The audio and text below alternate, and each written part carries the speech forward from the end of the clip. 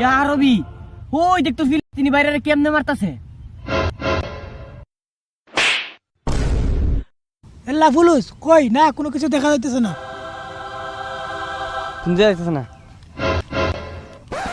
এই নে এবুল দেখ দেখা জানি।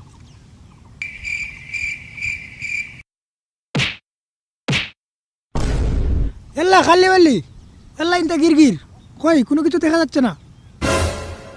বাঙ্গির ফুট কানার ঘরের কানা, হেবলি আনতে কেন দেখে না খারো। হি এমনি সাজেশন কিছু দেয়া জানি।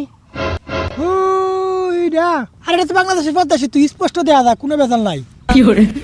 বাঙ্গির ফুতেরা তোর সৌদি বই থেকে বাংলাদেশের পদ্মা সেতু দহস, আর তোর ঘরের পিছনে ফিলিস্তিনেরা রে নাফর মানরা মারতাছে, এটা তুই চক্কি দস না?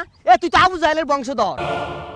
তোরা এক কাম কর, তোরা আরবি যা আসত সব বাংলাদেশ দেখে আর বাংলাদেশি সব আরব ফাড়াই দে। মাত্র 3 দিন, 3 দিনের ভিতরে ফিলিস্তিন উদ্ধার করে ইসরায়েল দর করে সরকারি গাছ আর মরুভূমির আগস। হারামজাদা, যা তো চাকরি করতাম না।